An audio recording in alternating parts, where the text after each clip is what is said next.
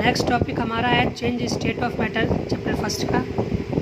अभी तक हमने सॉलिड लिक्विड गैस के बारे में पढ़ लिया, उसका डिफरेंस पढ़ लिया। अब हम पढ़ेंगे चेंज स्टेट ऑफ मैटर कि कैसे एक स्टेट से दूसरे स्टेट में क्या होता है, मैटर कन्वर्ट होता है।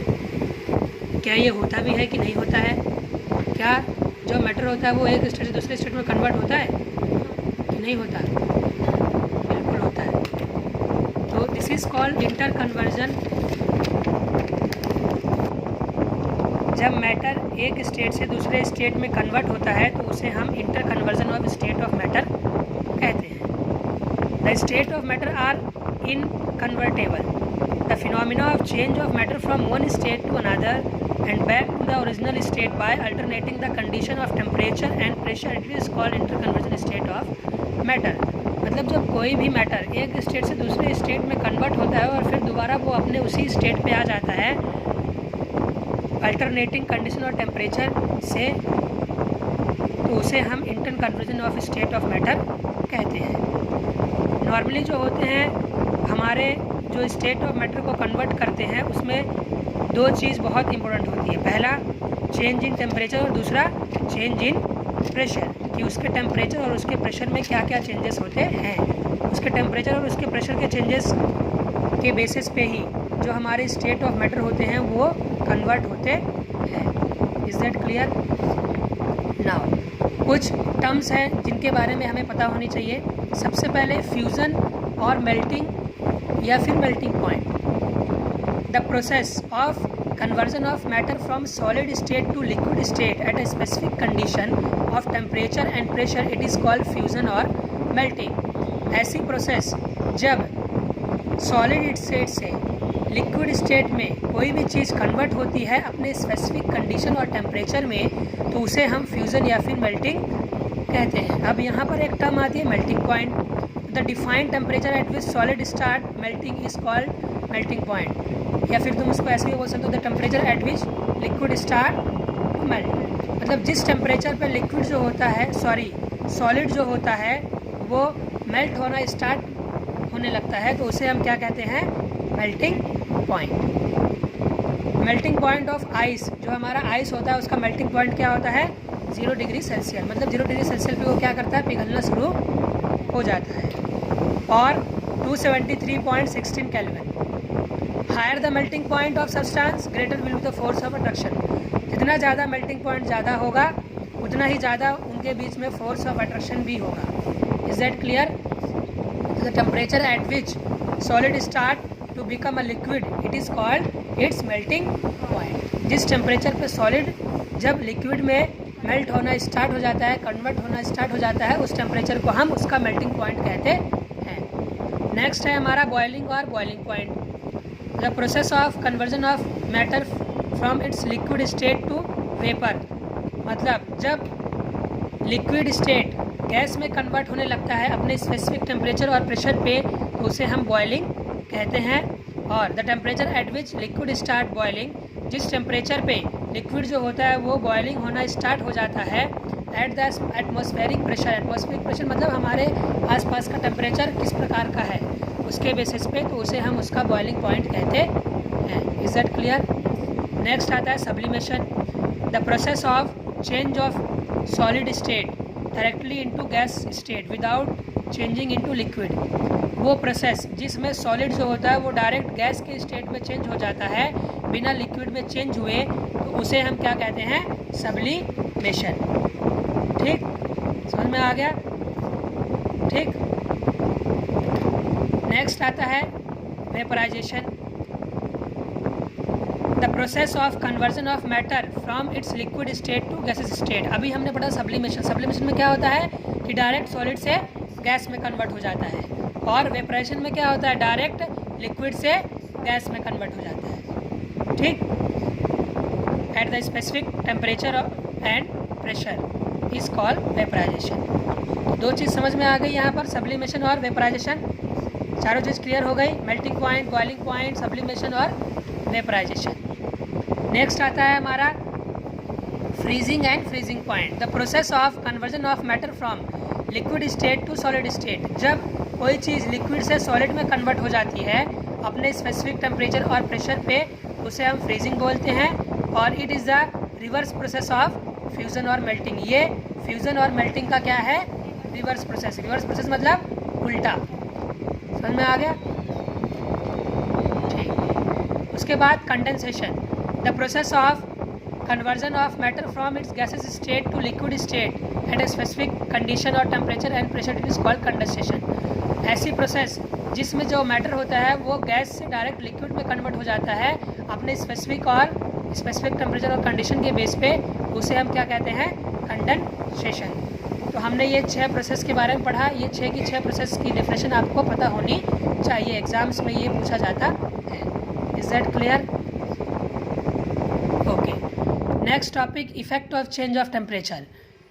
ऐसे कौन कौन से फैक्टर हैं जो कि हमारे टेम्परेचर को क्या करते हैं? इफेक्ट करते हैं। When a solid is heated the kinetic energy of particle increasing. जब हम किसी सॉलिड सब्सटेंस को हीट करते हैं तो उसके अंदर जो काइनेटिक एनर्जी होती है वो क्या होती है? बढ़ने लगती है। जैसे मान लो जब हम खाना पकाते हैं तो अगर हम गैस तेज करते हैं तो उसके अंदर जो पार्टिकल्स होते हैं वो बहुत जल्दी क्या होते हैं? पकने शुरू हो जाते हैं। लेकिन जितने ज़्यादा हमारा टेम्परेचर होगा उतना ही ज़्यादा क्या होगा? काइनेटिक एनर्जी इंक्रीज होगी। जितना कम टेम्परेचर होगा उतनी कम काइनेटिक एनर्जी होगी। समझ में आ गया? Due to increasing kinetic energy the particle of matter start vibrating greater speed. जितनी तेज़ हमारी काइनेटिक एनर्जी होगी उतनी ही ज़्यादा जो पार्टिकल होंगे उनमें वाइब्रेशन होगी। समझ में आ गया?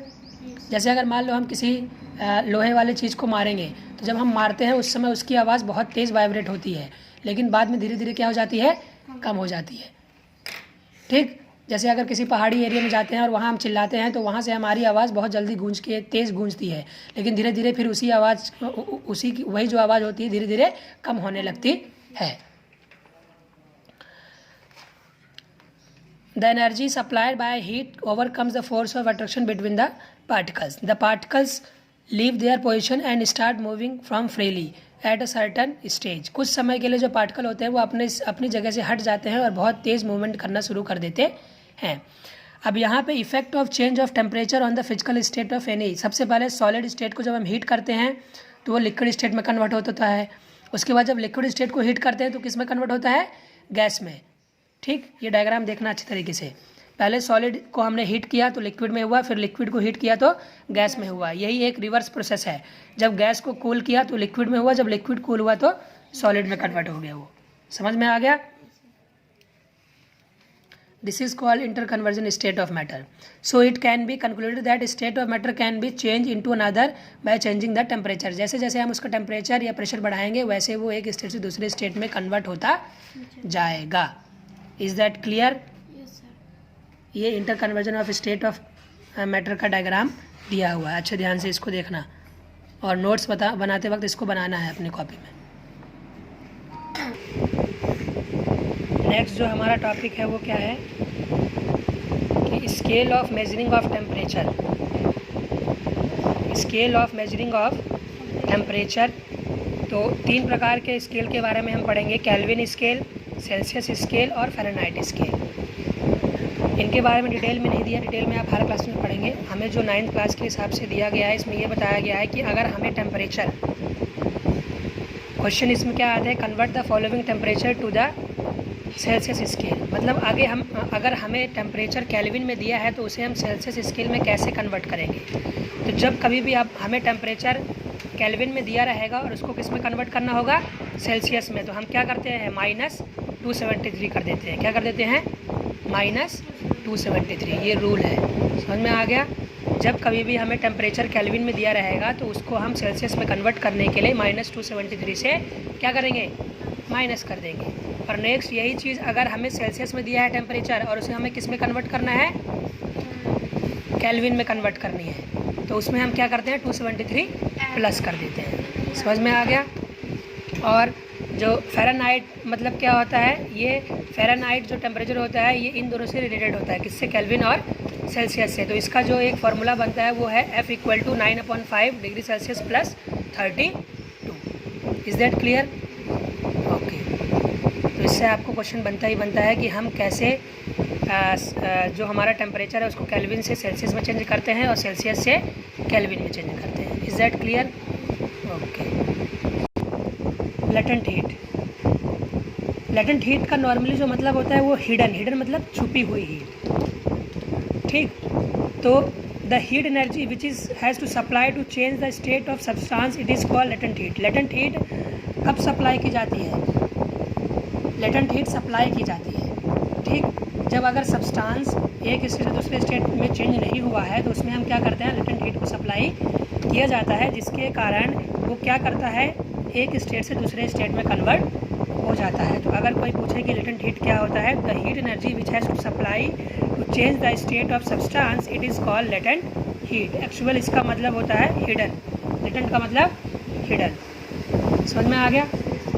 Now latent heat of, latent heat जो होती है वो कितने प्रकार की होती है? 2 प्रकार की होती है। पहले लेटेंट हीट ऑफ फ्यूज़न, मतलब जो सॉलिड से लिक्विड में चेंज होती है, और दूसरी लेटेंट हीट ऑफ वेपराइजेशन, जो लिक्विड से गैस में चेंज होती है। ये डेफिनेशन पूछे जाते हैं। The amount of heat energy that is required to change 1 kg of solid into liquid at atmospheric pressure and its melting point is known as latent heat of fusion.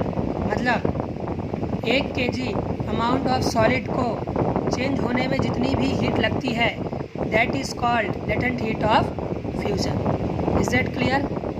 Next, latent heat of vaporisation, the amount of heat energy that is required to convert, जितनी amount of heat energy 1 kg liquid को gas में convert करते समय लगती है उसके boiling point के हिसाब से, उसे हम क्या कहते हैं, लेटेंट हीट ऑफ वेपराइजेशन। आप लोग ये जो मैंने जो टिक किए हैं कलर से, इसको डेफिनेशन की फॉर्म में लिख सकते हैं। Is that clear?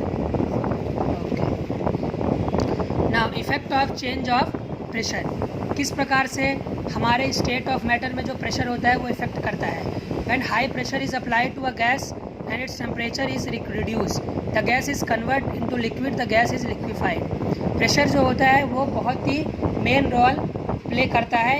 कोई भी चीज़ जब एक स्टेट से दूसरे स्टेट में क्या होती है, कन्वर्ट होती है। Is that clear?